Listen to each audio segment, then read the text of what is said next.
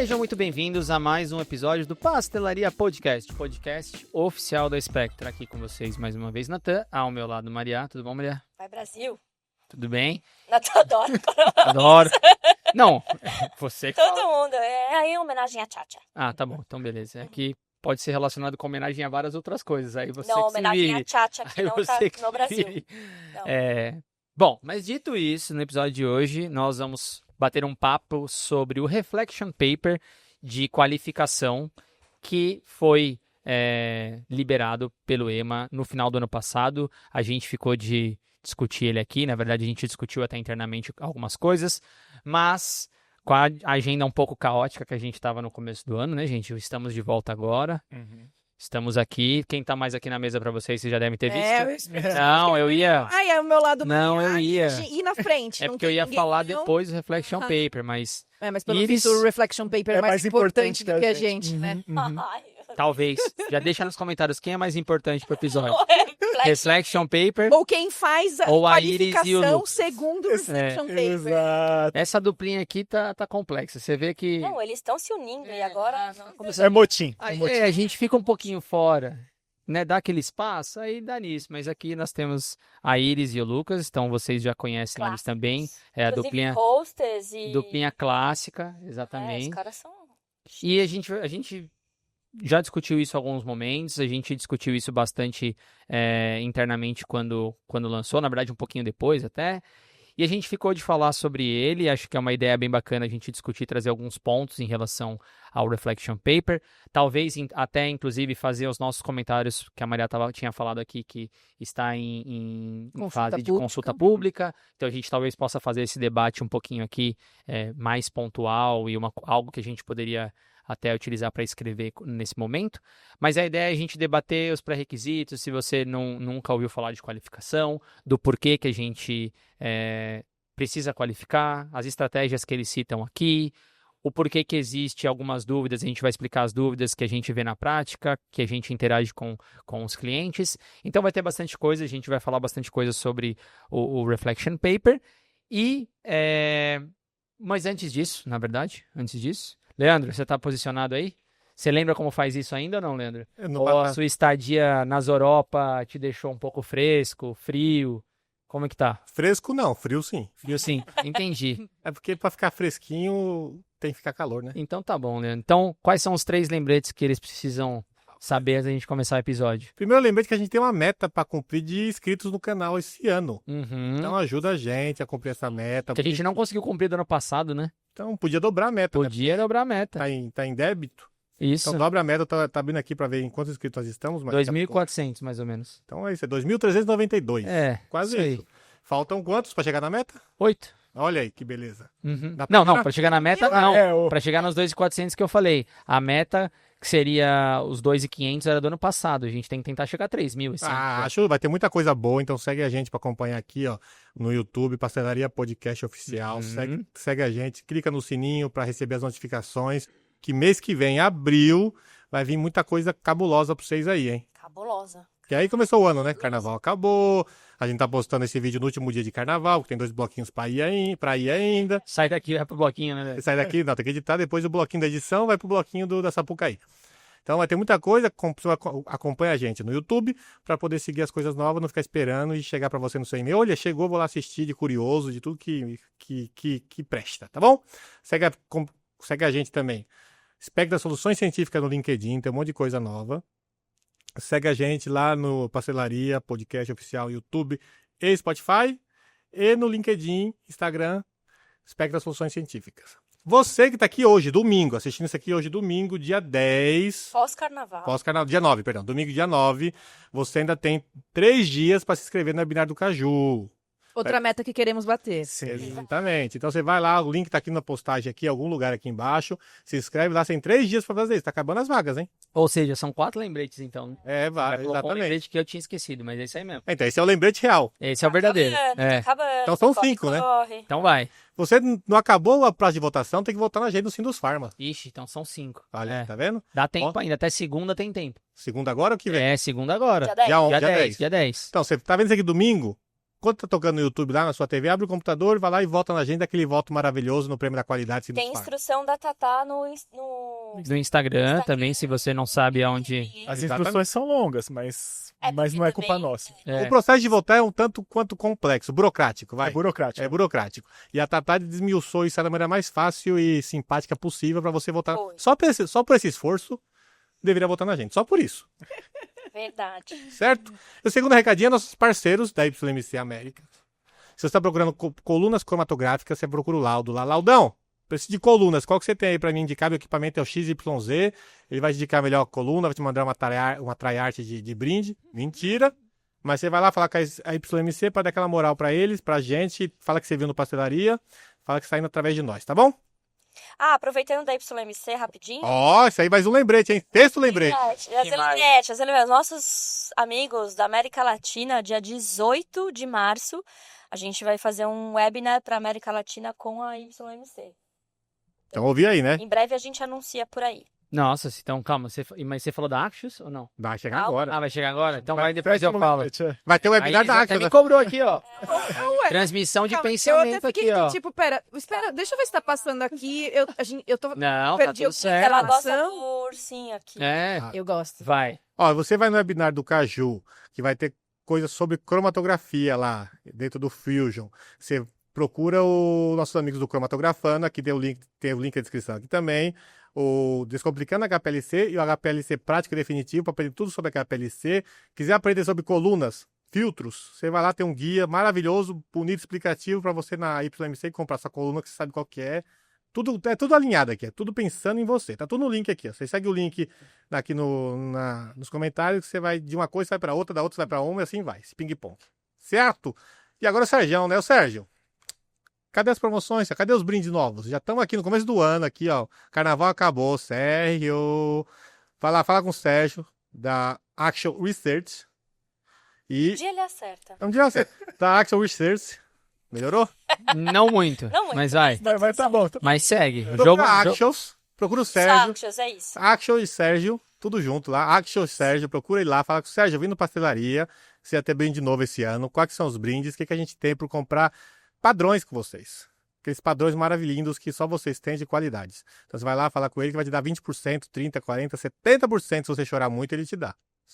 Não vai dar não, mas chora lá, fala que você viu no pastel e fala que o Natan que falou, para dar 70% de desconto. Vamos ver se o apelo, né? Se vai dar um apelo aí Exato. E positivo. tem o ursinho da Iris, que é o da Sample System. Isso, ó, esse aí você acerta. Ah, tá vendo? Não dá pra errar todas, né? É, Até dá, mas não foi dessa vez. é melhor não. Exato.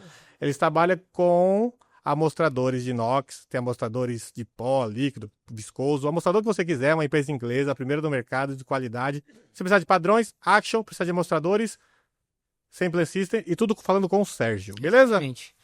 Bom, e o último lembrete, já que tem mais lembrete. Qual que tá? Estamos em 8 já, né? Não, vamos fazer o nono, já que a Maria falou. É um podcast Eu de quero- lembrete. É. Não dá, ué. O episódio inteiro é só pra lembrar vocês de fazer um monte de coisa. Não, é que aproveitando o momento pra me divulgar, né, no caso porque o lembrete é comigo, Aham.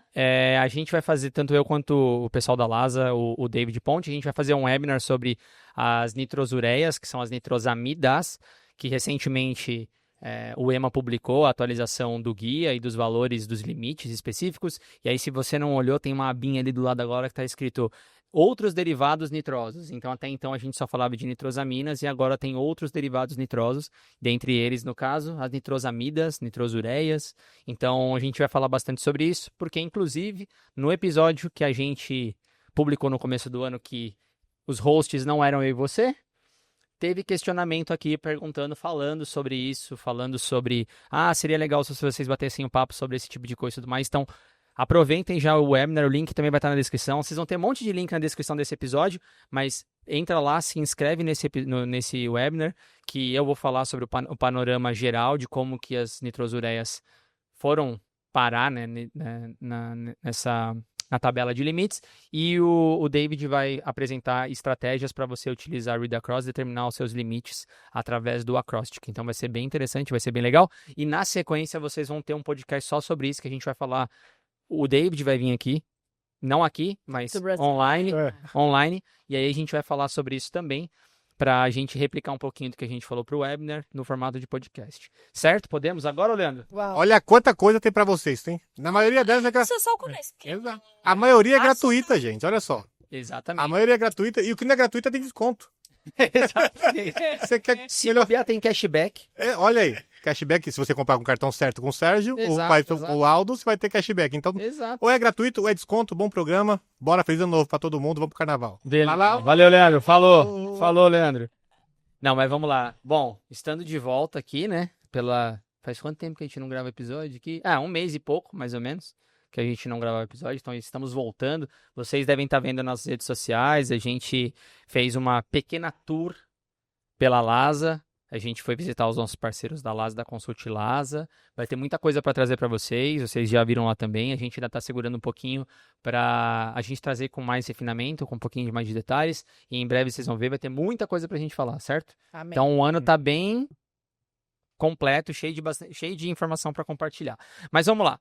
A ideia do episódio atual é a gente discutir sobre o Reflection Paper, certo? Reflection Paper de qualificação de impurezas não mutagênicas. Que foi Pra gente deixar liberado, claro, que então- foi liberado pelo EMA no final do ano passado, em dezembro de 2024. Então, relativamente fresco. Lembrando que isso é um documento de consulta pública. O anterior, se não me engano, tinha sido lançado, acho que em 2017 ou 2019. Então, já fazia bastante tempo, já faz quase 5, 6 anos que entre um e outro. Sim. E aqui é legal já começar a pontuar o quanto que evoluiu a abordagem, o quanto a gente trabalha, o que a gente faz, as métricas e tudo mais sobre qualificação de impurezas não mutagênicas, ou como tratar impurezas não mutagênicas. Deixa eu só Isso fazer pra mim. uma Vai lá, coisa, vai lá, vai lá. um apelo aqui. Hum. Inclusive, reproduzindo o digníssimo professor Lauro Moreto, a gente precisa se referenciar a EMA e FDA como não é a agência, né? a agência. Perfeito, perfeito. Então, ele brilhantemente me corrigiu em uma oportunidade recente e me senti lisonjeada, inclusive. Então, a agência EMA e a agência FDA para nós brasileiros aqui. Ó, só um dado também interessante aqui pra gente começar essa discussão. Eu tô vendo agora aqui no PubMed. Quando eu coloco impurezas não mutagênicas na busca, de 2019 para cá, foram quase 20 papers publicados. Então, mostra que tem bastante coisa sendo discutida sobre impurezas não mutagênicas e, portanto, até devo dizer que o tempo de distância entre um reflection paper com o outro até foi bastante deveria ter na sido verdade, talvez um pouquinho antes até. É que o primeiro reflection paper, a gente está falando de um draft, né, porque está em consulta pública. O primeiro, que é de 2019, Uhum. Eu acho que é 2019. Posso estar confirmado. ele ficou como draft e assim ele permaneceu. Quer ver? Acho que tem aqui. Eu vou procurar enquanto vocês estão falando. Então, ele foi revisto agora e atualizado. E a gente O último espera. é 2017, o primeiro. Reflection Paper. 17. 17. Então, a gente espera que esse daqui saia do draft e entre aí como oficial pela EMA, porque tá precisando mesmo. Não, total. E eu queria falar, pra gente começar a introduzir, antes da gente abordar os problemas e o porquê que o Reflection Paper ele vem pra... Lá vem. Ou o que ele vem, exatamente, vai sobrar pra você. Ah. O que o Reflection Paper vem tratar e tudo mais, eu queria que você desse só uma pincelada da introdução do porquê que é importante a qualificação e aonde que ela está situada dentro do processo, para quem nunca ouviu falar em qualificação. Muito bem. Não, dá para fazer A gente rápido. se prepara. Chat GPT. Não precisa, tá aqui, ó. Então vai. Meu chat Valendo! GPT, a inteligência que não é artificial, é construída ao longo de alguns poucos anos. Mas, seguinte, qualificação, eu não gosto muito desse nome, porque qualificação o povo usa para tudo quanto é coisa. Qualificação de fornecedor, qualificação de equipamento, enfim. Quando a gente fala de qualificação de impurezas, a gente está falando da avaliação toxicológica dessas impurezas, a fim de defender um limite, geralmente maior do que os limites regulatórios, e garantir a segurança desse produto com as impurezas nas concentrações em que a gente vai encontrar ao longo dos estudos de estabilidade, ou seja, ao longo do prazo de validade do produto, enfim, na maioria dos casos aqui, medicamentos, né? A gente traz esse conceito de qualificação, a gente não, né? O mundo traz esse conceito de qualificação de impurezas, principalmente nos guias ICH Q3A e Q3B, porque os demais guias já têm alguma outra abordagem para tratar e definir limites seguros para impurezas. E assim, a gente espera que o extraíveis lixiviáveis Tenham guia para ele. né?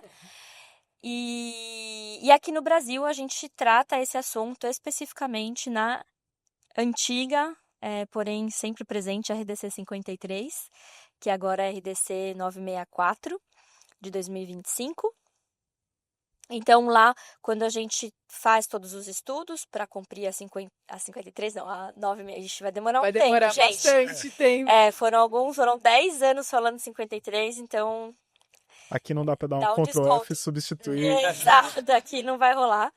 Então, vamos lá e eu vou conseguir. E aí, a gente precisa qualificar, só que, desde sempre, né, a nossa regulamentação, ela traz uma maneira muito simplificada de como fazer isso. O ICH Q3A e Q3B, ele traz uma árvore de decisão e indica alguns estudos para serem feitos para que a gente garanta a segurança daquelas impurezas. Porém, esses guias eles são bastante antigos e não acompanham a evolução da ciência. Então, a gente está falando de guias que foram revisados, enfim, e publicados em 2006, se eu não estou enganada. Portanto, quase 20 anos de diferença, e isso faz muita diferença para a abordagem que a gente pratica. Então, o que a gente até vê no cenário internacional, e até por experiência com vários clientes internacionais, é que as agências regulatórias, como a EMA e a FDA, ainda estão apegadas a estudos em vivo para a qualificação de impurezas. O que, para a gente, é uma grande vantagem, o fato da Anvisa estar muito para frente dessas demais agências. Então, a própria RDC nova, a 964, ela traz não só traz outras abordagens dentro da própria lei, mas o guia também fala bastante disso e de todas as possibilidades que a gente tem para qualificar uma impureza e que definitivamente desenrola um pouco antes de chegar no estudo em vivo. Então, não é uma prática no Brasil a gente fazer estudos em vivo para qualificar impurezas. E aqui a gente nunca fez, certo? Não, a gente nunca fez. A gente já chegou, bateu na trave. Aqui a gente vai falar da parte de avaliação toxicológica das impurezas e todas as ferramentas que a gente pode utilizar para que essa seja uma abordagem alternativa ao uso de animais, tá bom? É lógico que o Reflection Paper, ele traz a possibilidade de fazer estudos em vivo, mas com certeza caso tudo que está descrito aqui falhe. E para tudo isso aqui falhar, a sua molécula precisa ser bem diferentona, né? Então, ela precisa ser algo extremamente desconhecido. O que eu ouso dizer que é raro. É difícil. Enfim, então acho que é isso. E isso daqui eu fico muito contente com a retomada dessa discussão, porque já que a gente não consegue atualizar esse Q3A e Q3B ainda, à luz do conhecimento atual, vamos então tratar isso de uma forma separada, à parte, e a EMA vem e traz esse respiro para a gente sair de uma abordagem super old school, assim, algo completamente ultrapassado, que são os estudos em vivo para impurezas, e traz aqui abordagens bastante modernas, inclusive que a gente está bem acostumado a fazer, né? Que bom. A gente adora esse Reflection Paper, porque é local. Antes de eu passar para eles e aí perguntar o que eles acharam dos conceitos básicos da dor, do porquê esse Reflection Paper ele foi colocado, logo no começo da introdução, eles citam aqui, eu vou pedir até para o Leandro, vou até selecionar isso aqui para o Leandro marcar e colocar na tela. Você vai ter que colocar depois na tela, Leandro. Afinal das contas, quando eu tô aqui, eu faço o Leandro trabalhar bastante, não tem jeito. Eles falam bem assim no começo ali, né? O ICH-Q3A e o ICH-Q3B, eles são os core, as duas, né? Os dois guias são o core da qualidade dos guias do ICH, dos guias de qualidade do ICH, e eles descrevem o quê? A qualificação é um processo de aquisição e avaliação de dados que estabelece a segurança biológica de uma impureza individual ou de um perfil de impurezas específico ou dado, né, num nível específico. O aplicante, né, quem está aplicando quem vai submeter, deve fornecer um racional para o estabelecimento do critério de aceitação dessa impureza que inclua as considerações de segurança. Então, isso é o que está escrito no HQ3A e Q3B, mas tem um problema envolvido. Exatamente, que aí eu quero passar a bola para vocês.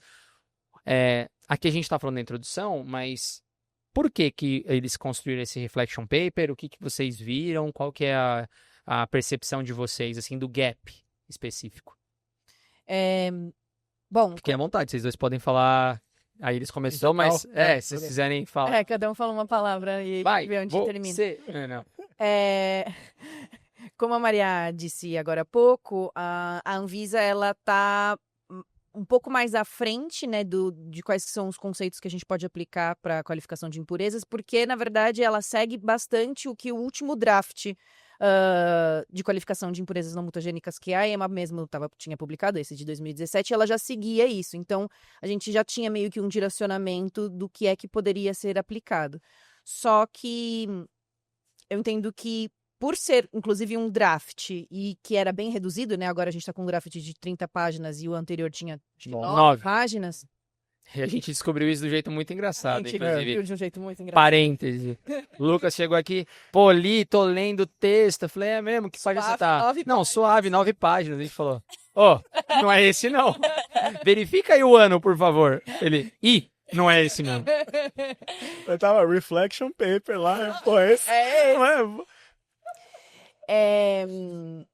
E eu entendo que agora, né, o objetivo é harmonizar todas as potenciais abordagens que podem ser utilizadas para você, de fato, entender o perfil toxicológico da impureza e conseguir abrir mão da realização de estudos em animais para entender qual que seria o limite permitido dessa impureza quando ele extrapola o limite de qualificação descrito pelo próprio CHQ3AB e a RDC 964. Exato.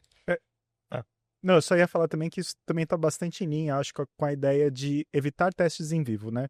Então, a gente, com o draft, você traz um guia mais completo, com melhores diretrizes para você fazer uma qualificação sem precisar ir para um ensaio em vivo, né? Então, sempre pensando nos 3 R's, de reduzir... Refine and replace. E replace, Então, isso traz... Refine, reduce, replace. Reduzir, refine e replace. Dá lá pra traduzir muito bem. Mas isso traz muito nessa linha. Então, agora nós temos diretrizes um pouco mais claras, um pouco mais completas para você fazer o seu estudo sem animais, idealmente, né? Eu acho que é bem isso mesmo para a questão da harmonização, porque assim, a gente entende quais que são todos os parâmetros que influenciam, de fato, na toxicidade de um composto, desde o processo de absorção, exposição sistêmica, efeito biológico e excreção, a gente entende tudo isso, só que agora todas essas abordagens que realmente influenciam o efeito biológico estão descritas no Reflection Paper. Então agora não precisa mais ficar justificando por que é que você resolveu usar tal abordagem. Eu resolvi usar tal abordagem porque... Tá embasado. E por que tá embasado? Porque isso é cientificamente comprovado também. Então, acho que agora a gente fica mais tranquilo para realmente qualificar as impurezas conforme as abordagens que são necessárias, tendo um embasamento regulatório para realizar essa questão. E não só isso, uma dor nossa aqui, eu acho que muitas vezes quando a gente está escrevendo uma qualificação, quando a gente para de analisar. E não tendo aí até esgotar toda a informação da literatura, mas tendo uma diretriz, você tem uma ideia do que tem o maior peso, essa questão de peso de evidência. E aí a gente sabe, não, isso é suficiente para garantir a segurança. Então, com isso, a gente não precisa esgotar a literatura até encontrar tudo que a gente pode encontrar. Exato. E o que eu gostei muito, retomando um pouco do que você estava falando dos 3 R's, né, e dessa tendência que não é nova, né, de métodos alternativos ao uso de animais, eles já trazem esse conceito aqui quando eles falam dos NAMs, né, de New Approach Methodologies.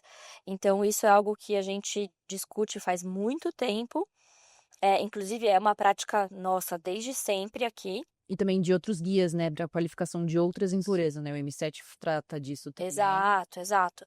Então, já trazer, inclusive referenciando NAMs e colocando o que é um NAM aqui, de read across, toxicologia computacional, os métodos in silico e trazendo até os in vitro, que são hoje quem tem maior destaque quando a gente está falando de métodos alternativos ao uso de animais e NAMs, a hora que a gente insere esses conceitos de in silico e read across, é isso, é porque a gente sabe que não tem mais volta, a gente precisa utilizar isso que a gente já desenvolveu para dentro dessa nova abordagem aqui. E eu acho que isso até estimula o desenvolvimento de novas metodologias Exato. alternativas, né? Então, uma Exato. vez que realmente fica comprovado que eu posso utilizar e que elas são importantes e elas dão um embasamento científico para você tomar sua decisão, isso estimula a produção de novos métodos alternativos. E às vezes até de extrapolar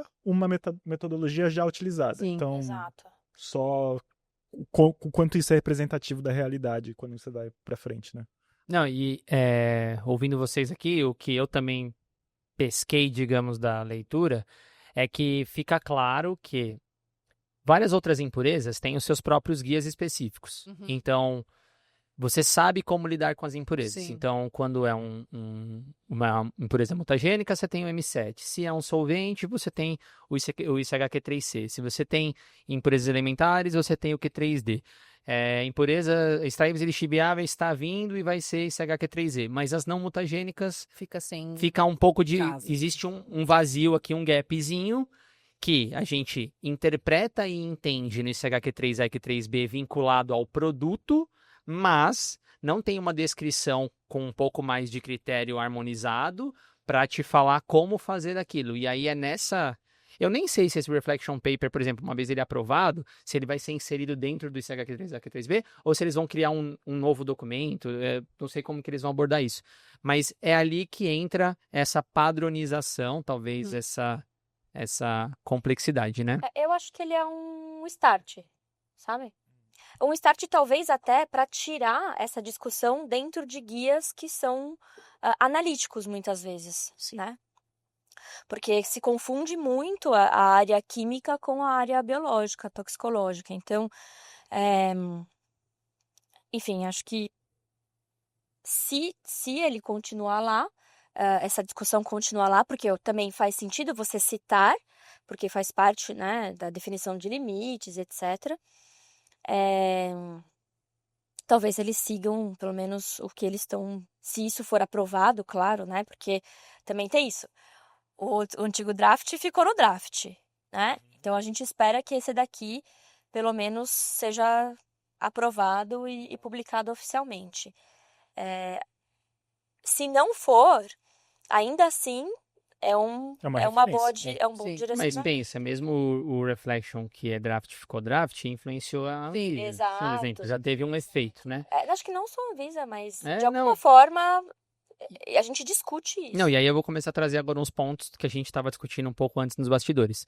Eu falei no começo aqui que de 2019 para cá teve quase 20 papers. No histórico completo aqui, não tem mais que 60 papers, se não me engano. Eu nem sei se especificamente todos são de impurezas não mutagênicas. E aí eu tô falando desde os anos 60, 70. Também não se referenciava, talvez, como impurezas não mutagênicas, porque o ICHM7 é relativamente novo. Então, assim, a gente fez, inclusive, episódios falando sobre isso aqui, da interpretação das pessoas. Eu acho que só em 2023, ou 2024, acho que foi 2024, no final do ano, teve 4 papers sendo publicados em sequência, assim, sobre impurezas não mutagênicas em revistas de assuntos regulatórios e toxicologia, ou em jornais do Journal of Pharmaceutical Science.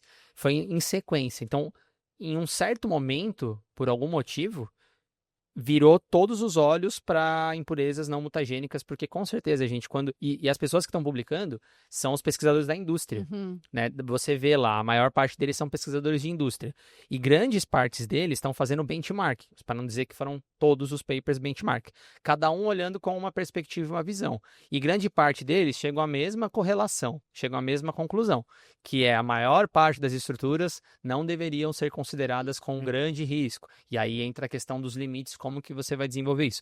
Então, assim, se você quiser saber mais sobre isso, tem episódio aqui, tá? A gente coloca o card aqui, o Leandro vai colocar o card para você. Mas aí, eu fico pensando, como eu falei, né? As impurezas têm lá as suas próprias caixinhas, mas eles objetivam, como o Lucas falou, melhorar essa abordagem que é os NANs e reduzir, fazer os 3 Rs. E aqui tem um espaço para o IATA, que a gente estava falando um pouquinho antes. Quem não conhece, eu vou deixar para o Leandro vai escrever aqui embaixo também. IATA, o que significa? Que é Integrated Approach to Testing and Assessment. Que nada mais é que uma metodologia flexível. É da ECA? É do OECD, se não me engano. Tenho quase certeza, mas eu posso pegar.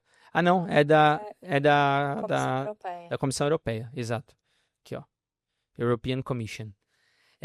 Que nada mais é que uma técnica flexível em que você pode estruturar e integrar vários métodos ou várias abordagens para que você consiga compreender o desfecho que você está analisando. Estou tentando traduzir assim coisas mais diretas. Mas isso entra muito para o Next Generation Risk Assessment, que, como o nome já diz, é como que vão ser feitas as próximas avaliações de risco. Isso entra o NANS, porque para você criar essa abordagem integrada, você utiliza métodos alternativos. Então, os métodos alternativos são métodos que se complementam para poder avaliar um desfecho. Então, realmente, eles estão focados muito nisso. Eu acho que tem um gap regulatório também. Ele não é bem um gap, mas é a falta de um racional para que a gente possa entender. E eu imagino que cada país, cada agência regulatória deva meio que ter o seu racional de como você constrói e apresentam os dados de uma qualificação. Sim. Então, não tem harmonização. Sim. Para cada agência, você talvez tenha que mandar isso. A gente ouve muito. Sim. De pessoas e colegas e outras empresas fora do país que falam, eu mandei essa estratégia. Bom, é muito mais fácil a gente ver nitrosamina. Nitrosamina, o FDA pensa uma coisa e o EMA às vezes não pensa a mesma coisa. Eles têm divergências. E a mesma coisa acontece. Então, falta uma harmonização para ter um racional sólido para que você conseguisse apresentar essas informações para a agência. Então, é nisso que eu acho que o Reflection Paper vem e consegue trazer luz para um assunto que talvez as pessoas não discutam tanto, porque não tem uma harmonização. E aí entra naquilo que o Lucas falou, até onde a gente vai. Eu acho que é bem isso, né? Porque a gente sempre quer ser o mais conservador possível. Então a gente vai até onde exaurir conseguir. tudo, E quando vem alguma lei que fala até onde a gente precisa, a gente fica tranquilo, porque eles já avaliaram o risco e já concluíram até que ponto que é de fato necessário você avaliar certa coisa. Então agora a gente tem esse... Tem um respaldo de metodologia que a gente usa, né? Sim, não precisa Eu só agora gosto de sempre lembrar que, conservador, às vezes, o que está escrito ali é limitado e aí você tem que... Sim, com certeza, fazer mas eu coisas, entendo mas também que, existe, tipo, eu acho que é essa é a melhor forma de uma legislação que a gente gosta, é aquela que não deixa a gente preso no que tem que ser feito, né? Não, e é maturação, né? Você tem que ir Sim. maturando, porque novos casos vão Até surgindo. mesmo porque, como a gente vai descrever aqui, muitos dos itens, eles se correlacionam. Então, é tipo, se algum item, se você avaliou, sei lá, propriedades farmacocinéticas e não chegou a uma conclusão, aí você passa para o seguinte. Mas daí, nesse seguinte, se você concluiu que o seu composto tem alguma diferença do ativo, aí você passa para o outro. Então, tipo, eles se correlacionam e nem sempre todos precisam ser avaliados também a depender do desfecho que você observou em cada um dos itens isolados. Então, não tem como deixar uma coisa muito fixa também, porque, tipo... Impurezas não mutagênicas é um universo gigante, né? Ele, na verdade, excluiu as mutagênicas e deixou o resto. A gente pode até, não sei, posso estar falando besteira, mas a gente pode até considerar, por exemplo, uma impureza que teoricamente é um solvente residual, mas que não está no guia do ICHQ3C, a gente trata ela como uma impureza não mutagênica e se a gente precisa qualificar, a gente vai seguir essa regulamentação para fazer a avaliação do perfil toxicológico desse solvente residual que eventualmente não está descrito com os limites no ICHQ3C. Exato, sim. E lembrando, não é à toa que ela é uma lei. né? É um reflection paper. Então, é como se fosse um guia mesmo. Ele não está aqui restringindo, ele está Ele fala pra você trazendo... refletir sobre. Ele traz o tal do framework, que a Reflection gente não paper. Já consegue... pensou nisso?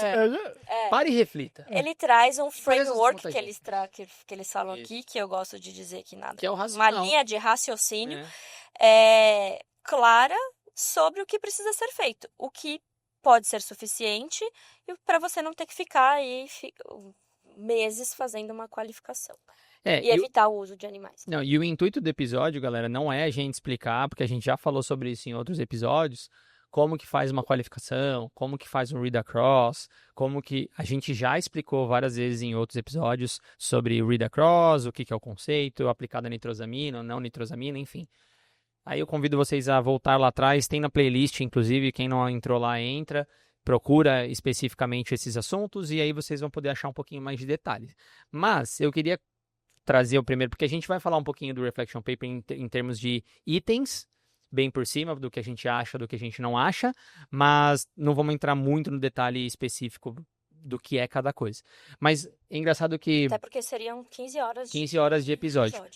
A gente hoje fazendo uma reunião... Corujão, um podcast. Não, aí tem que ir na aí eu vou pra e vamos fazer não vai ser YouTube. Pode falar que o YouTube boicota. Ixi, Maria, então faz um Boicota. pi. Coloca um pi. Coloca. É.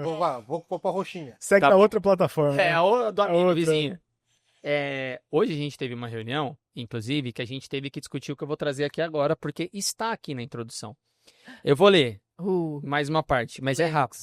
Ele fala, de acordo com os guias SHQ3A e Q3B, o nível de qualquer impureza presente em um novo produto ou em um novo IFA pode ser adequadamente testado em estudos clínicos ou de segurança e devem, então, ser considerados qualificados. Aí ele fala, a limitação dessa abordagem é que apenas estudos biológicos de IFAs ou produtos acabados, né, com um perfil de impureza dado, tem sido estabelecido. Ou seja, você qualificou, a partir desse estudo, aquele nível de impureza que está lá, 0,0 alguma coisa ppm. E aí ele fala, o que não é a mesma coisa do que caracterizar o perfil de segurança da impureza. Aí, mais para baixo, a gente vai passar um pouquinho. Não, essa parte também é importante. Quando a toxicidade é observada, ela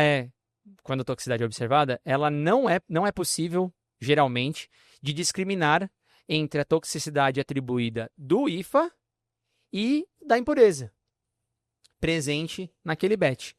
E isso contrasta, eles falam, isso contrasta com a abordagem desenvolvida para impurezas mutagênicas, impurezas elementares e solventes, assim como a abordagem sobre o desenvolvimento de extraíveis e lixiviáveis que está em desenvolvimento.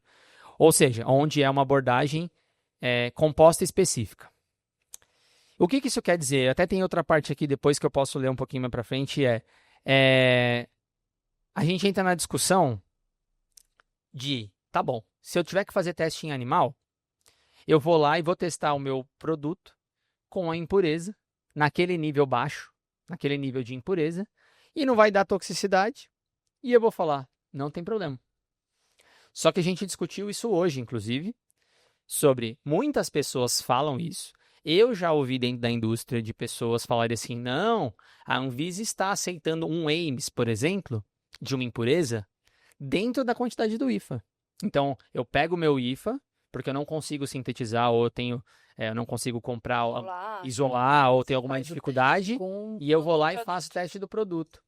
E aí, aqui está falando justamente isso que eu achei muito bom de justificar, de dizer, não dá para fazer isso, sabe?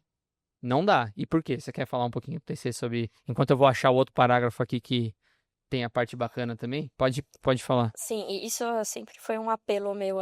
A gente entende a dificuldade, muitas vezes, de isolar uma impureza, ou de sintetizar, ou de, inclusive, ter Caracterizar. ter quantidade suficiente para fazer um teste. Uhum. Então, quando a gente está falando de teste in vitro, já exige uma quantidade significativa de impurezas. Eu adoro essas palavras significativas, que não significa Não significa nada. né? Ufa, achei que você falou outra palavra. Ia rolar um pi aqui. É. Mas, por exemplo, um AIMS conforme protocolo OECD, a gente consegue negociar a quantidade, mas a princípio, alguns laboratórios pedem 14 gramas para fazer. Né? Porque você tem não sei quantos 10 testes, gramas. replicatas e concentrações diferentes, Não, etc. cepas, depende da cepa, Exato, depende... tem que ser no mínimo 5, né? Não, e aí dentro você pode colocar ativação, não ativação, Tem que quantidade de ter. ativação, então você pode fazer vários graus, Controles. Exato, controles. exato. Então, é uma quantidade que para uma impureza é algo relevante. Quando a gente fala de in vivo ainda, é muito mais, certo? Então você tem que sintetizar um lote. 100 e poucas gramas, um 50 lote, gramas. né, beirando o quilo aí, É. para conseguir conduzir um bom estudo.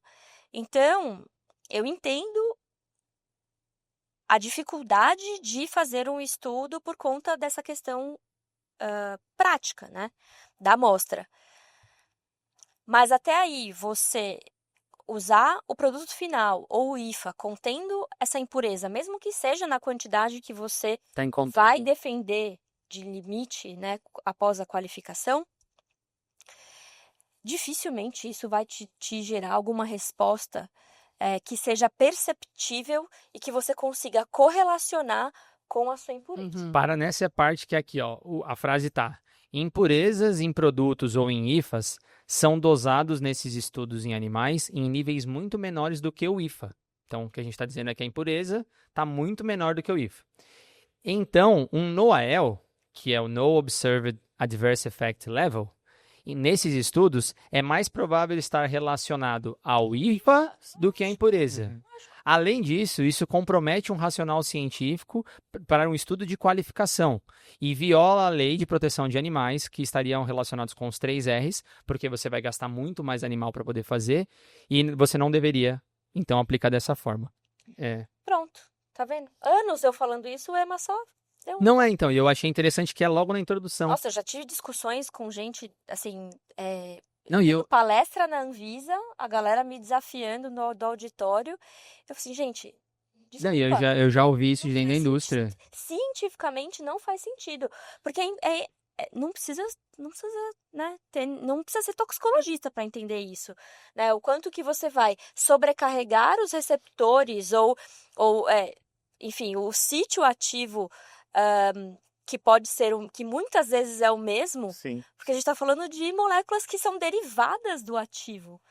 Então, e aí você está comparando um ativo que está 100% e uma impureza que está 0,5%, que está 1%. Então, gente, enfim, Não, e aí é interessante. é espacial. Não, e aí é interessante que o Reflection Paper traz, inclusive, um estudo que foi um dos estudos que a gente citou nas nossas discussões aqui. Não foi o paper que a gente trouxe para desmembrar item a item num papeando, que é o que eu falei aqui no começo, mas foi um dos 4 que a gente acabou trazendo naquele dia, dizendo, olha, tem 4, nananana, e eles trouxeram até um mais simples, porque a gente escolheu um mais detalhado, com várias etapas, lembra? Que era de separação do read across, eles separaram por vários grupos, eles foram entendendo quais eram os alertas estruturais de toxicidade, quais eram os mais significativos, aonde estava o limite que eu poderia julgar a molécula ser tóxica ou não, tal, mas eles trazem aqui dizendo que uma pesquisa, ou seja, um benchmark, para falar sobre isso que a gente está falando agora. Uma pesquisa que eles fizeram, reunindo, se não me engano, foi do FPIA, então o grupo era do FPIA, eu posso confirmar isso aqui daqui a pouco, mas eles reuniram várias informações de estudos que foram feitos em vivo de 467 impurezas. Dessas 467 impurezas, nenhuma tinha um perfil de toxicidade significativo nos estudos em animais. E ainda assim é interessante dizer que eles mencionam aqui, de alguma forma, eu só não lembro em que parte, mas eles discutem a relação, por exemplo, que, em teoria, se você testasse o comprimido com... Eu estou falando comprimido com o produto acabado. Mas se você testasse seu produto acabado com a impureza nos limites que você está especificando, em estudos em vivo, em animais, e você não encontrasse nenhum tipo de toxicidade, você, em teoria, estaria seguro, porque naquela concentração o seu produto estaria ok. Até aí, ok. Só que aí a gente tem a fase 2 coisas. A primeira e ele também fala isso, você não conhece o perfil de toxicidade da sua impureza. Conhece. Você pode dizer que, naquela concentração, ela não apresenta nenhum tipo de toxicidade. Adicional àquelas que já são observadas em relação ao próprio ativo que está no produto Não, também. em relação ao produto. Sim. Porque você fez o exame do produto, você fez o teste do produto e você não viu nada. Uhum. Então, a sua impureza, naquela concentração, Uhum. ela não fornece. Isso não significa que ela não seja tóxica. Sim. Exato. Porque vai depender muito da concentração que tá. E aí a segunda parte do processo, que é o grande problema, mas que também está falando aqui, e que é legal, que eles também assumem, é, atualmente, pensando em ciclo de vida de produto, pensando em mudança de formulação, pensando em adaptação com outras impurezas, é muito difícil você pensar que você não pode conhecer, ou que você não deva conhecer, o perfil de toxicidade da sua impureza isolada.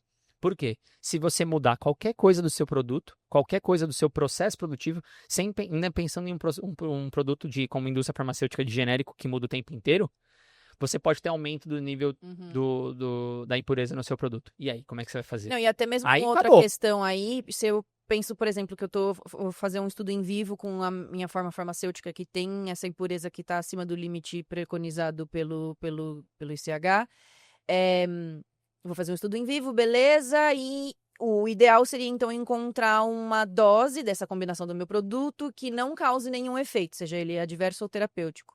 Essa dose que eu encontrei em relação à própria dose do medicamento, quando eu considero a dose máxima diária que a gente vai estar sendo exposto, ela é maior ou menor? Porque pode até mesmo ser que no limite que eu estou teoricamente fazendo o estudo para qualificar minha impureza, a dose de exposição real da minha impureza vai ser mais baixa do que o que eu vou ser exposta depois se eu tomo, né, conforme a posologia, se eu tomo a maior dose permitida. Então, acho que até nisso tem que pensar também, talvez o estudo em vivo, claro que a gente não está sugerindo isso, mas se ele realmente for necessário, primeiro faça só com impureza, mas se eventualmente, sei lá, vamos supor que a gente encontrou na literatura um estudo que tem já com essa impureza, né, um produto que tem a impureza acima da especificação, essa quantidade ainda tem que ser correlacionada com a dose de exposição à nossa impureza no cenário, né, da própria indicação terapêutica. Então, acho que também tem essa questão que a gente deve considerar, além do risco adicional. E assim, eu acho que a maioria dos...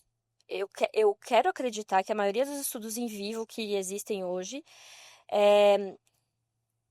foram testados nas fases não clínicas e pré-clínicas ao ativo.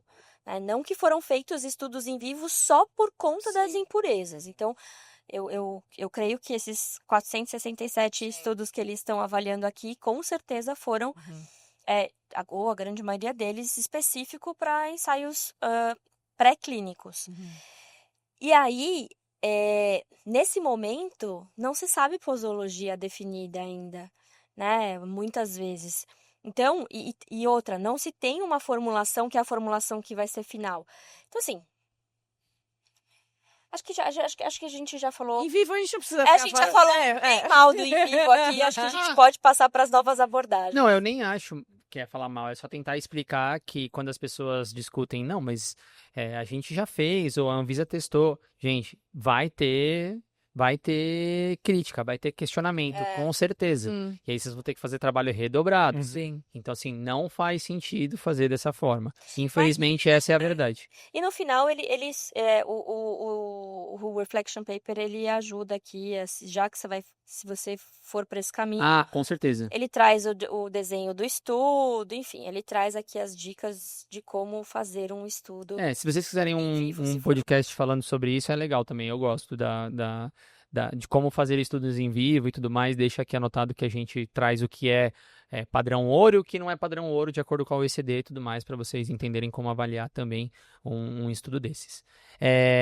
Então, falamos bastante até só do começo, da discussão, do motivo pelo qual o Reflection Paper vem para substanciar o racional. E aí agora a gente tem que começar a explicar um pouquinho, não explicar um pouquinho mais, mas a gente tem vários itens lá e a gente vai passar por cima de alguns aqui para a gente refletir sobre. Ele começa logo com questões chaves e ele determina, por exemplo, um workflow, um framework, como a Maria falou, do que você tem que fazer, com um monte de perguntas e respostas. Então, se você tem essa avaliação, se você tem na molécula informações na literatura, se ela é parecida com o IFA, faça isso. Se não, você tem que ir para a próxima etapa. Só que dentro de cada etapa, tem várias outras pequenas etapas que você tem que pensar em fazer, como, por exemplo, aqui eu vou utilizar um método alternativo. Qual? Você pode fazer read across, você pode fazer QSAR, você pode fazer outras coisas que ele menciona. Então, é bem legal que tem esse chart, que na verdade, eu acho que esse que é o gold, assim, é realmente a ideia principal de trazer um framework, como a Maria falou. E aí a gente começa várias discussões pequenas de dizer, por exemplo, semelhança entre IFA e impureza que é derivada de IFA. Como que a gente trata, o que a gente pensa, se eles estão, se faz sentido ou não. Mas eu queria dizer, as informações que você geralmente tem que avaliar e que eles discutem aqui bastante, basicamente farmacocinética. Você tem que entender exposição, certo? Você tem que entender como que é absorvido, como que não é, o mecanismo de ação também entra. Não sei se vocês querem adicionar alguma coisa em algum ponto específico para a gente ir trazendo ou não. Mas ele fala de metabólito, então isso é uma outra coisa que está descrito na nossa legislação já. Sim. E poucas pessoas abordam, né? Tipo, a gente pouco discute. Eles, inclusive, trazem uma correlação legal, né? Que a gente estava discutindo aqui antes, que é a correlação de metabólito versus impureza. Se você fazer esse balanço da quantidade de metabólito que é produzido versus a quantidade de impureza que você está analisando, ou, né, no caso, é uma razão de um entre outro, e aí a gente criar um fator e, a partir disso, entender se deve ser considerado como um alto risco ou não. Porque é outra coisa que também o Reflection Paper traz que eu gostei é nível de risco. Sim. Certo? Então, aí eu já vou dar um jump lá para frente. Não, peraí. Você vai falar? Fala dos 10%, não, por favor. Desculpa. Vai lá, Lucas. Essa é uma reclamação minha. Dá seu show. Brilha. O Leandro vai ficar feliz. Leandro não, o Tite fica feliz. Gosto. Que aí ele ia falar que é pra você brilhar. É isso. Não, mas hoje eu tô brilhando demais que tá quente a sala. Desculpa, galera. Aí Mas. ele estava com frio. Mas. Aí, o ar-condicionado contra tá. Perdi, realmente. Perdeu. Mas essa questão de ser metabólito significativo ou não, né? Então, pela legislação atual, a impureza está qualificada se é um metabólito significativo. Só que o que é um metabólito significativo? Pelo perguntas e respostas da Anvisa, 10% de exposição em relação ao IFA. Só que a Anvisa cita o ICHM3. E no ICHM3, ele não traz o conceito de metabólito significativo por si só, definido. Ele só fala assim, se você está trabalhando com uma impureza e essa impureza é pelo menos 10% do IFA, né? Tem 10% de exposição do IFA, você não precisa de estudos clínicos para avaliar essa impureza. E aí fica um pouco um descompasso, né? Então, só vale se meu metabólito é acima de 10%, porque normalmente você está qualificando, sei lá, 1%, 2%, e 10% é muito mais. Então, se eu encontro um estudo na literatura que fala, a exposição a esse metabólito é 5%. Quando você diz a exposição, o que você está significando, só para explicar o que é que você diz? Em geral, assim, o ideal seria AUC sobre AUC. Então, qual que é a área sobre a curva, né, do metabólito em relação à área sobre a curva do IFA. Então, quanto que ele aparece no estudo final, né? E o quanto tempo ele fica em circulação, né? Isso. O quão... Qualquer exposição sistêmica, exato. E aí faz muito sentido você trazer uma razão, que é o que eles sugerem aqui no Reflection Paper. Então, por exemplo, se eu vejo no meu IFA, tem 2% do produto de degradação, mas ele é 5% metabólito, eu tô com um fator de segurança aí de 2,5 vezes, se eu fiz a conta certa. E então, isso já é um fator de segurança alto até, se você pensar. Então, não é esperado nenhum risco adicional. Mas o contrário... mas o contrário agora se eu tô qualificando um negócio a 5%, e na verdade eu só o metabólito é 2%, aí você tem um risco alto. Então, não é que eu tenho um risco, né? Eu preciso ainda avaliar o suficiente para eu concluir sobre o risco. É que aí já cria o nível de concern, que é o nível de preocupação, que é o que eles determinam aqui bastante, que é qual que é o nível, eu até vou pegar o termo certo, Nível de nível preocupação. Mas aí ele já vai entrar em nível alto ou não, nível baixo? Sim. E aí, eu não sei se você ia falar mais alguma coisa ou não. Não, eu só queria reforçar essa questão, né, que o primeiro item que o Reflection Paper traz, realmente que é aquele que a Anvisa também sempre trouxe, que é avaliar se o produto de degradação é um metabólito. Então, toda essa discussão que a gente estava tendo até agora é quando o composto que a gente tá querendo qualificar por ser uma impureza é também o mesmo composto, ele é formado via metabolismo do ativo. Então, a gente está falando do mesmo composto que tem essas duas fontes de exposição, via metabólito, sendo um metabólito e sendo também uma impureza. Então, é nesse sentido que a gente começa a entender sobre essa questão de risco adicional, né? Então, se o ativo já é metabolizado a esse composto, logo, se eu tenho esse composto no meu produto antes dele estar em vivo, eu vou adicionar algum risco ou não? Tipo, porque eu já entendi que esse composto ele vai estar sistemicamente disponível no meu organismo quando ele é metabólico. Nesse caso, a exposição ao IFA é intrínseca à exposição ao metabólito. Tipo, não tem como você dissociar eles, porque o seu corpo vai fazer.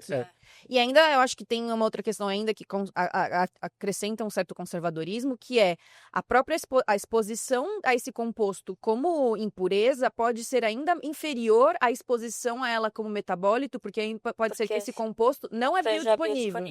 Então, a formação dele em vivo é realmente superior à exposição relacionada a ele como um produto de degradação no produto. Então, e acho que é meio que essa cabeça que a EMA sugere que a gente tenha quando a gente trata sobre qualificação de impureza não mutagênica, que é sempre entender qual que é o risco adicional, né? Então, o primeiro item é sobre essa questão de metabólito, porque a gente entende que tem muitas rotas de metabolismo que são semelhantes às próprias rotas de degradação. E todos os outros itens também que vêm a seguir também consideram essa questão sempre com esse olhar de toxicidade adicional. Inclusive, o próximo item é sobre API-like ou API non-like impurities, que é realmente, se a sua impureza é parecido com o ativo, seu olhar na teoria, já é diferente. eu não preciso me preocupar com ela presente no produto, porque ela é semelhante ao ativo e, portanto, eu esperaria que os mesmos efeitos seriam observados. E uma vez que o ativo está em maior concentração do que a impureza, eu não preciso me preocupar. Não se preocupar é uma palavra de... Eu acho que é um termo muito grande. Eu acho que aí você vai ter que ter um olhar diferenciado risco menor. Para utilizar a sua estratégia e seu racional para determinar o limite que você quer determinar. E aí o que eu acho interessante dos que vocês estão falando aqui, que são parte do processo, e entra no níveis de preocupação, até níveis de exposição, que é a figura 2 que você também está olhando aqui do lado. Nossa, gente, que eu acho essa figura ótima. Eu vou pedir para o Leandro colocar aqui também na tela. Para mostrar como é... E eu achei muito interessante que o Reflection Paper conseguiu trazer, e eu acho que 30 páginas, foi bem pouco, tá? Ele conseguiu trazer de modo bem sucinto a complexidade que é tratar uma qualificação, porque tem casos que são muito simples, mas é meio que critérios também, porque uma hora que você vai desclassificando os critérios, vai ficando fácil. Mas se você for entrando, porque o critério vai chegando até o final do processo, você tem que entender tanta coisa no nível molecular, por exemplo, de um mecanismo de ação, que fica de complexo mesmo o processo de como que você determina, sendo conservador, qual que é o cenário. Sim. E aqui ele coloca vários parâmetros. Então, por exemplo, o primeiro que é o Clinical Safety Margin, que é o que a gente acabou de falar aqui do metabólito versus a impureza. Aí tem a dose diária, que também você vai entender se está no seu limite TCC ou não. Aí rota de administração, isso é muito importante, isso a gente vê muito aonde extraíveis e lixiviáveis. Em breve vai ter episódio sobre isso, que a gente vai trazer aqui, extraíveis e lixiviáveis, nova abordagem, que foi publicado. E isso poderia ser utilizado para outras coisas, mas não vamos entrar nessa seara, porque vai mais 40 minutos de episódio. Aí vem fisicoquímica, parâmetros farmacocinéticos, que é justamente o que vocês estão falando do metabolismo e dos metabólitos, que você também tem que estudar e entender a correlação. É claro que isso aqui está mais vinculado nesse momento em específico aqui. Eles estão falando com exposição, biodisponibilidade e tal, mas parâmetro fisicoquímico também vai para o read-across, farmacocinética também vai para o read-across, que são métodos alternativos que a gente vai falar mais para frente. Duração de tratamento, que é o que você acabou de falar, sobre como você avalia e o quanto que o seu limite está relacionado com a impureza que você está observando. A indicação clínica, isso aqui foi bem interessante porque tem uma parte específica de indicação clínica que você tem que ter um olhar diferente se a população que está utilizando aquele tipo de medicamento, ela tem um perfil diferente, ou seja, se tem por exemplo, uma insuficiência renal, uma insuficiência hepática, se a gente está falando de populações que têm mais ou menos enzima, se estamos falando de populações que têm enzimas que são mais indutoras, por exemplo, CIPs, ou não, tem vários casos na literatura. Isso na verdade é o último, né? O Patient Population Underlying Condition, perfeito. Já entra pro terceiro, último. É isso de se você tem alguma outra alternativa terapêutica ao seu produto. Então, se o seu produto que tem uma impureza acima do limite de qualificação é a sua única alternativa, tem que fazer essa correlação. Esse balanceamento também do limite, exatamente. Acho que isso fica muito claro com quimioterapia para câncer, né? E até é um pouco da questão de do ICH-S9 versus ICH-S7. Então, se como o câncer é um desfecho muito ruim, o risco de toxicidade não é tão relevante assim nesse caso, né? E os próprios ativos também já têm uma toxicidade bem alta, né? E isso eu fico bem feliz, gente, porque tudo isso é uma coisa, algo que a gente já pratica, né? Lógico que aqui está super racionalizado, mas nas nossas avaliações a gente faz isso há muitos anos já. Inclusive, a gente tem experiências em defender limites altíssimos de impurezas quando a gente está falando de antineoplásicos. Até sem muitos dados, né? Tendo um alto índice aqui de aprovação. Não, de insegurança com relação aos dados, mas o fato de ser um medicamento exclusivo, enfim, para tratamentos específicos, a gente consegue ter uma flexibilização aí da quantidade. E também, a gente tem alguns exemplos que a gente já viveu, quando ele fala de pacientes. Então, existem medicamentos que são tanto para adulto quanto para criança.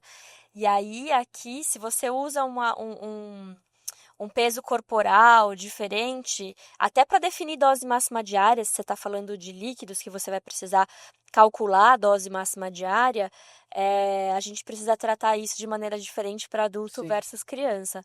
Então... Ou até mesmo se a gente for, sei lá, se a gente quer qualificar uma impureza de um medicamento que tem indicação pediátrica também, a gente tem que considerar na nossa própria avaliação quais que são os estudos que a gente está sendo embasado para defender esse limite. Porque se, por exemplo, a gente tem um estudo, sei lá, não clínico para alguma molécula semelhante, ou até mesmo a própria molécula que a gente está qualificando, mas ele foi feito em ratos adultos, tipo, a gente também já tem que pensar nessa questão, o quanto que essa dose, por exemplo, segura que a gente identificou num estudo em rato adulto seria significativa para garantir a segurança da exposição de criança. Então, também tem esse... Mas, assim, amém, Senhor, que muitas vezes, quase sempre, né, a exposição à impureza para criança sempre vai ser menor do que o adulto, porque a dose máxima diária de criança é menor. Então, uma vez que a gente conseguiu qualificar um limite para adulto, muitas vezes o limite para criança também está meio que embutido, porque ele é inferior ao próprio limite. Entra numa margem de segurança quase, né? Só lembrando que dependendo da idade dessa criança, talvez ela não tenha os mecanismos de defesa, enfim, os mesmos tem que que considerar essas diferenças também. Tem que avaliar, gente. E eu acho que essa figura 2, por mais que seja a figura 2, eu acho que ela meio que vem, ela antecede toda a análise, né? Que é você já entender, tá bom, eu tenho que qualificar uma impureza em qual produto? Onde que esse produto se encaixa dentro de todos esses níveis de preocupação? É realmente o quanto que eu preciso me aprofundar na minha pesquisa de qualificação, dado né, a classificação da minha impureza e do produto de uma forma geral nesse contexto. Então, realmente, se eu tenho um produto de exposição aguda, eu não preciso me preocupar tanto, por exemplo, com o desfecho de carcinogenicidade, quanto deveria me preocupar se a gente está falando de uma impureza que tem uma exposição crônica. Se, por exemplo, eu tenho uma baixa biodisponibilidade, realmente eu não vou precisar me preocupar muito com todos os desfechos toxicológicos dessa impureza, porque a gente já entendeu que a biodisponibilidade vai ser baixa. Então, na minha cabeça, eu vejo isso anteriormente a qualquer busca em literatura para a gente começar a qualificação, né? Isso já é uma etapa, embora fique ali no meio para a gente entender realmente o quanto que a gente precisa buscar ou não, isso já é algo porque que quando eu já vejo essa questão, já me deixa mais tranquila no sentido de eu vou precisar de Até mais onde? até É. onde eu vou. Até onde vai. Eu posso ir menos longe se esses meus níveis de preocupação são menores, por exemplo. E uma Pra coisa, isso primeiro. e puxando essa. Você terminou? Desculpa, eu não ia te cortar. E puxando o que o Lucas falou, que sobre agentes antitumorais e câncer e tudo mais, eu gosto sempre de pensar na questão de riscos adicionais. Porque se Sim. você tem uma mudança muito pequena na sua estrutura, então ela já tem uma atividade em alteração de DNA, ela já é mutagênica, isso inclusive está no guia lá, Uhum. de questão. A sua impureza provavelmente vai ter o mesmo risco ou a mesma questão que a gente está falando do seu IFA. E aí entra no que o Reflection Paper falou de IFA e derivado de IFA. Mas aí vem a questão de você estudar o risco adicional, Sim. que poucas vezes eu entendo e que eu acho que vai mudar muito com as abordagens que o Emma vai colocar em relação aos extraíveis e lixiviáveis, porque eu acho que vai ser a melhor forma, a forma mais elegante, inclusive vai ser muito, eu acho que vai comunicar muito com esse Reflection Paper, de como que tem sido construído o racional e a lógica de construção para extraíveis e lixiviáveis. Porque não importa só você falar, não é mutagênico. Porque, em teoria, nesse caso dessa molécula, se você analisar, porque o IFA também tem mutagenicidade, mas é porque o mecanismo de ação dela é alterar pares de DNA, você vai falar, não tem risco, não tem alteração de DNA. Mas e o resto? Mecanismo também. E o resto? E aí que tá o ponto. E o resto? Então não dá pra gente também, que é o que a Iris falou, onde você se encaixa nessa figura, e aí você pensa, até onde eu vou, por quê? Porque não basta eu dizer, por exemplo, que não tem risco adicional porque ela não é mutagênica ou porque ela é igual ao meu IFA. Não, você tem que fazer e o resto. E toda a outra avaliação que a gente está falando. Qual que é a próxima etapa? Mutagenicidade, acabou carcinogenicidade ou genotoxicidade e carcinogenicidade, mas aí eu vou para onde? Qual que é a próxima? Né? Sim. Então, e eu acho que fica bem descrito qual que é eu acho que é a preocupação da gente evoluindo com o Reflection Paper, que eu acho que vai conversar bastante com a abordagem dos extraíveis e lixiviáveis. A gente já falou bastante sobre o Vamos falar de Reflection Paper. Então, eu ia falar isso. Eu quero trazer só mais 2 pontos, pra gente não postergar muito, porque se vocês gostarem desse episódio, pede aí, a gente traz mais. Porque a gente gosta desse assunto. Não, e até de talvez a gente ver os Reflection Papers, os guias, e começar a palpitar em relação ao que a gente pensa e discute em relação a isso. A gente já tá quase na metade, mas tem vários pontos que a gente acabou não especificando, mas a gente acabou falando também por cima. Mas aí eu queria falar 2 coisas. 2 coisas. Eu quero já abordar. Eu quero falar de NANs com Weight of Evidence. E a segunda coisa é sobre BMDL. Então vamos começar pelo NAN, tá? Beleza. O que eu fiquei, cada um pode falar o que vocês quiserem sobre NAN, mas o que me chamou muito a atenção, e é uma coisa que a gente vem discutindo bastante aqui, e quando a gente olha para literatura e para empresas, referências que trabalham com isso, a gente está cada vez vendo mais em função de Weight of Evidence. Para mim, foi importante ler isso descrito aqui sobre o Weight of Evidence, que é peso de evidência. E quando eu digo que a gente está vendo isso para o futuro, é que não adianta mais somente você fazer uma análise, você tem que misturar várias coisas para poder ter uma avaliação mais completa e, portanto, como é que você vai selecionar os melhores estudos, os melhores pontos de partida, como é que você vai julgar se o estudo que você utilizou tá bom ou se não tá. Então, hoje o que eu vejo é que com a questão de inteligência artificial entrando, todo mundo desenvolvendo modelo, todo mundo desenvolvendo ferramenta, inclusive isso é um assunto que a gente vai trazer em breve para falar com vocês também sobre isso, inteligência artificial, peso de evidência se torna cada vez mais relevante, porque não adianta você ter um modelo, no meu ponto de vista, a minha defesa não adianta você ter um modelo com uma base de dados de 200 mil moléculas lá dentro, se ele não te ajuda especificamente para o seu nicho específico, para o suporte que você tem que dar para aquela grupo de pesquisa, para aquele grupo de molécula que você não está ajudando no suporte da segurança química, você está trazendo mais incerteza. O meu ponto de vista é esse. E aí o peso de evidência é uma forma que trata um pouco disso também, que é mais um expert knowledge, no sentido de softwares ou modelos baseados em expert knowledge, do que de fato machine learning, classificação, predição. A gente vai falar sobre isso em outros episódios, mas eu acho isso importante, que é como que a gente constrói o peso de evidência para juntar todas essas figurinhas ou esses pontos do quebra-cabeça que a gente falou aqui, para dar relevância e embasamento na decisão de esse é o limite ou esse não é o limite. E eu achei que eles falam bastante disso aqui quando a gente entra em NANS. Eu não sei se vocês querem falar algum outro assunto, alguma coisa sobre o NANS em Eu específico. acho que, na verdade, os NAN fazem... NAN. Os NANs, É. ou NAN só, fazem parte de toda a avaliação de risco, onde a gente vai realmente aplicar o peso de evidência, né? Então, é mais uma variável que está sendo considerada para a gente entender realmente qual que é o perfil toxicológico da molécula e chegar à nossa conclusão. E também, acho que quanto mais NAN a gente usa, mais peso de evidência a gente tem por ter, né, cada software ou cada ferramenta trazendo a sua forma de avaliação.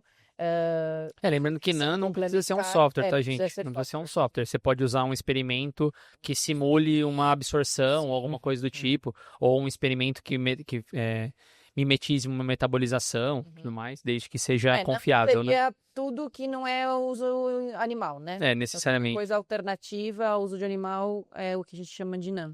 E eu acho que isso, eu entendo também que por ser mais fácil de ter acesso a essas ferramentas alternativas, é mais fácil de utilizar mais de uma também para ir agregando ao seu conhecimento e chegar à conclusão de qual que é a informação mais relevante e aquela que te dá mais embasamento para garantir a segurança da exposição.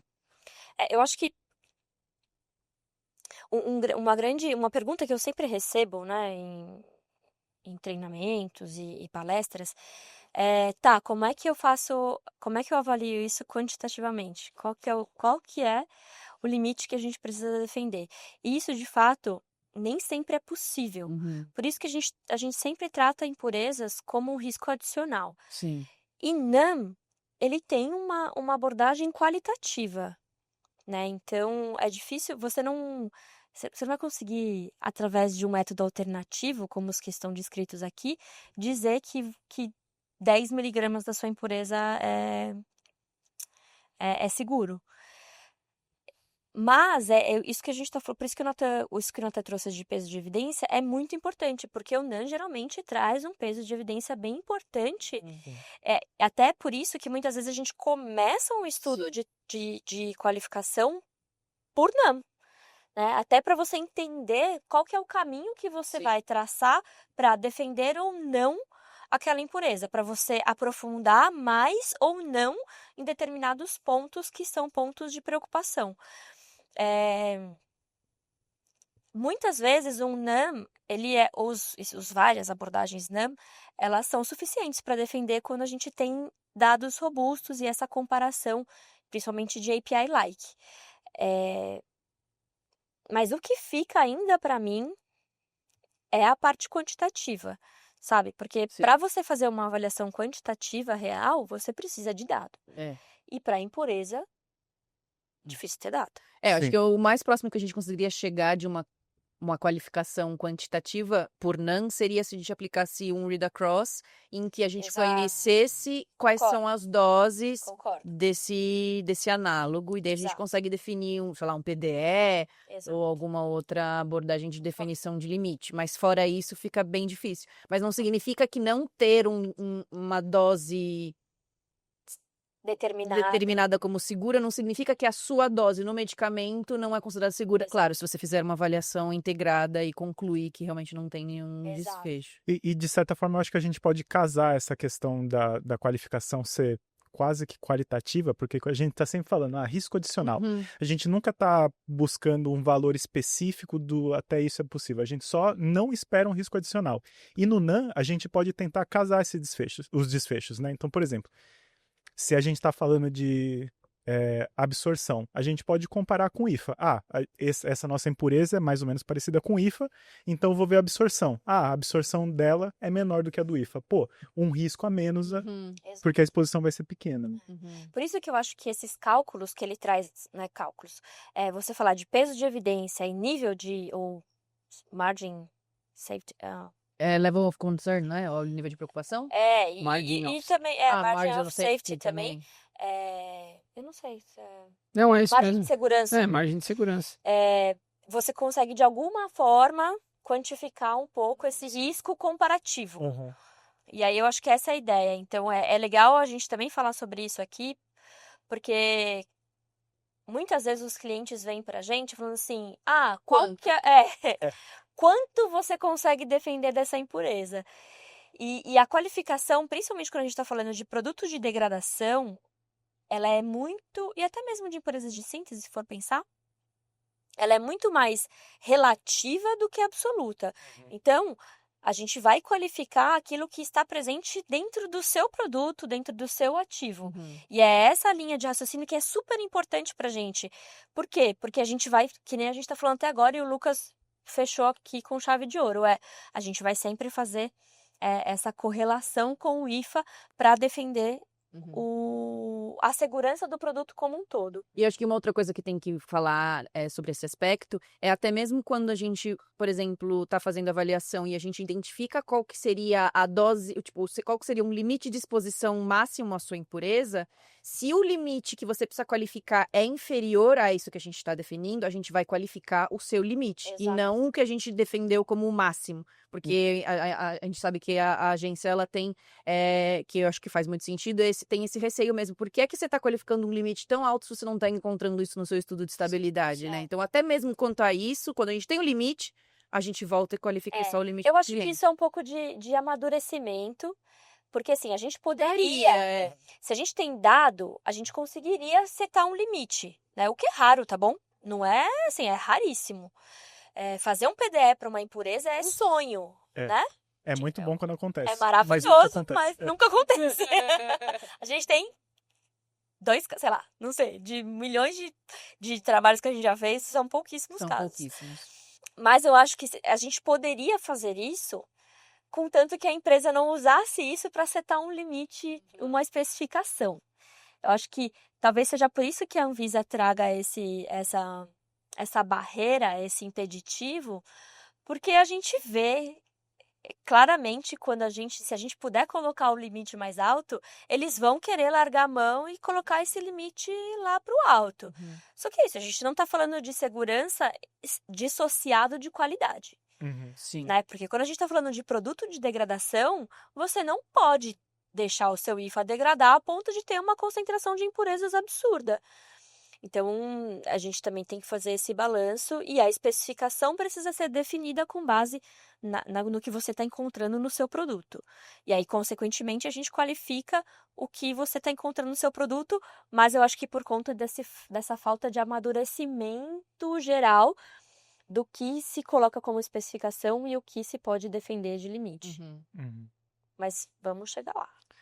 Não, eu ia falar a última coisa em relação, né, sobre isso, que é um pouco do que a Elis falou, é a importância de eles falando isso agora, eles tentando estar à frente de colocar alternativas como essa, estimula que todo mundo possa usar mais e aquilo seja cada vez mais aceito. Porque esse é o desafio do NANS atual.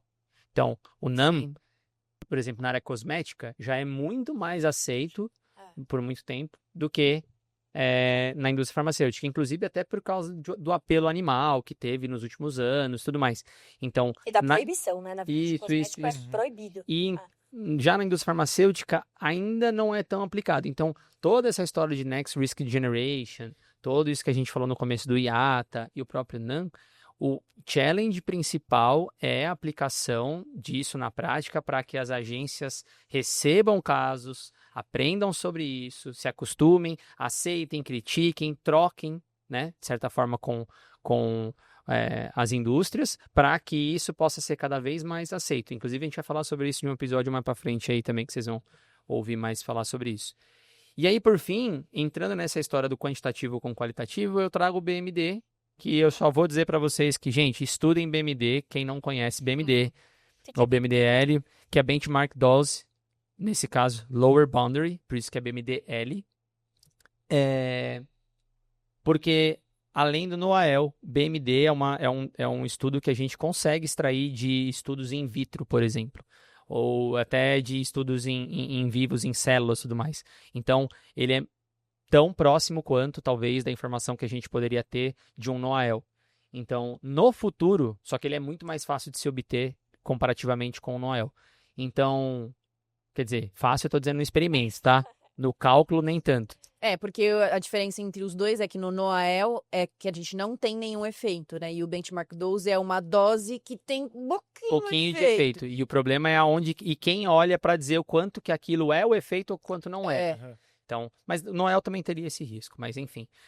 Mas é interessante ver que no futuro, talvez a gente consiga ter algo mais quantitativo para as impurezas, Sim, porque com o BMD com base em você estudo conseguiria in fazer vitro. estudos in vitro e Sim. logo ter o BMD.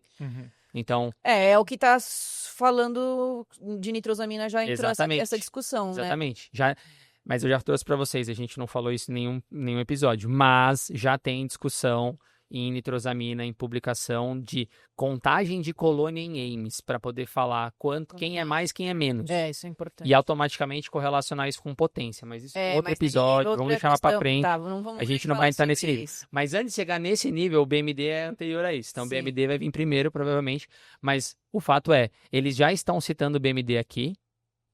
O BMD provavelmente vai trazer um pouco mais de número quantitativo, menos incerteza, se for feito certo, E como o Noel, ele entra como ponto de partida para para fazer outros cálculo de um cálculos. acceptable limit. Isso, exatamente.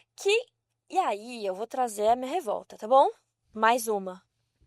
Cara, toda hora a gente dá nome diferente pros negócios aqui. Agora uma L, o PDF uma L, né? Cara, toda hora, cada regulamentação que sai uma sigla diferente pra falar as mesmas coisas, galera. Ajuda nós, entendeu? Nossa, é muito doido isso aqui, gente. Aí agora, tipo, tá bom. Tem o acceptable level, que nada mais é do que um PDE melhorado, sabe?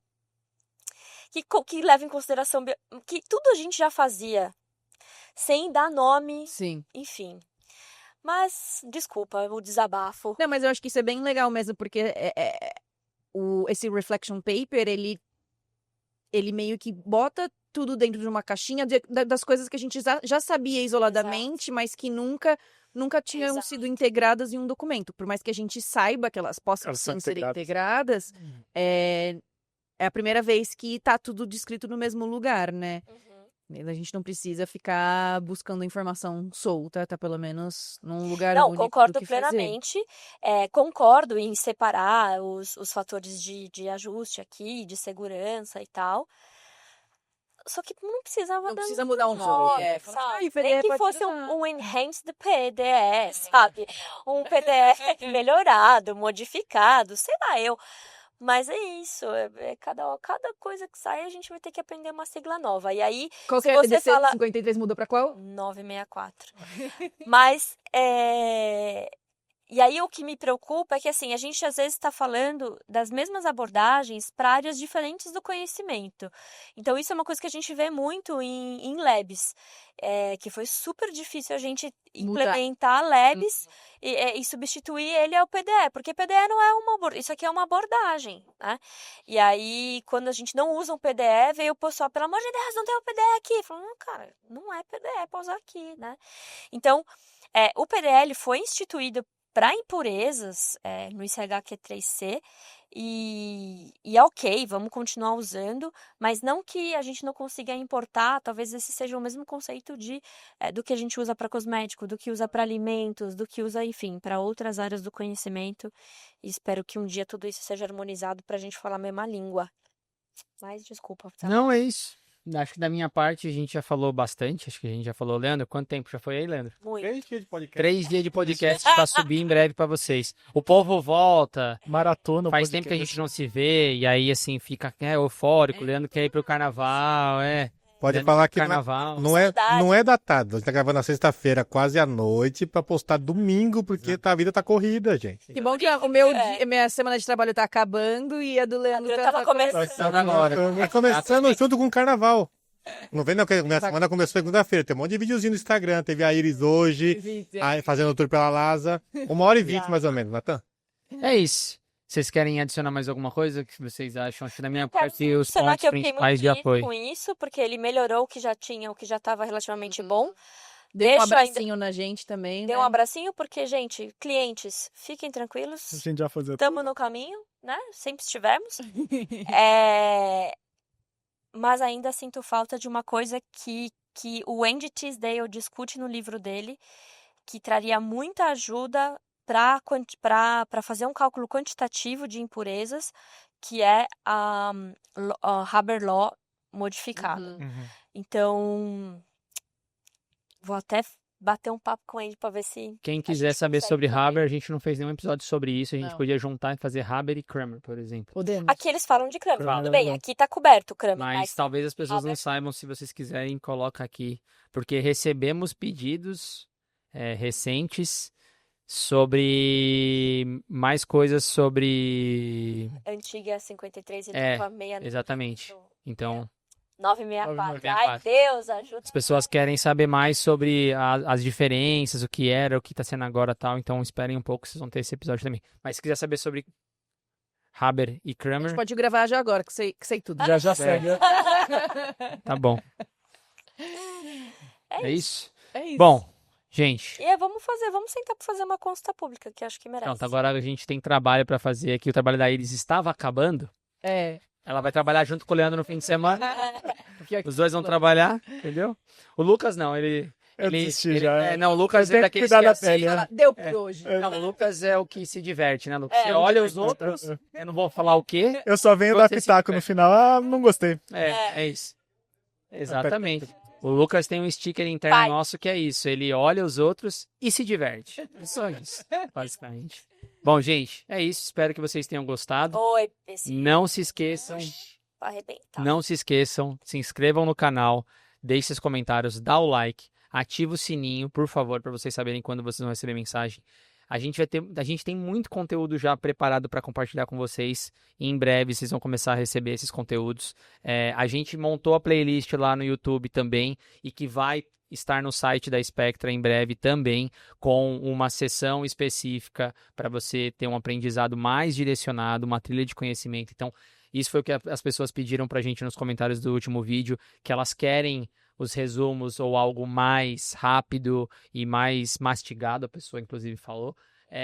Então, confere lá, tá tudo lá, gente. Já tem quase 100 episódios. A gente conta com vocês e precisa de vocês para atingir a marca dos 3.000 esse ano e pra gente continuar fazendo o que a gente faz e trazendo aqui, como vocês viram, sexta-feira à noite para trazer conteúdo para vocês, porque tá difícil, a semana tá bem caótica e a gente só pôde gravar, né? O Lucas saiu de uma consulta Que não existiu. que não foi para vir gravar aqui com vocês. Então não se esquece, se inscreva lá. E se você é do tipo de pessoa que gosta de ouvir no Spotify ou em qualquer agregador de áudio, a gente também tá lá. É só se inscrever, dá 5 estrelas pra gente também.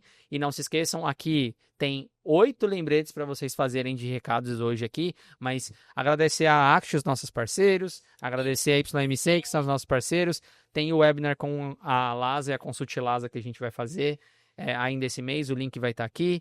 A Maria falou Eu não vou nem falar meus cursos, gente. de outro webinar, não, mas você falou do Segue no webinar. LinkedIn. Não, mas você falou Tudo, a tem QB o webinar do Caju, que também vai acontecer Dia agora, 13 quarta-feira, já. Com a YMC Latam. Assiste domingo. Dá tempo de voltar no clube.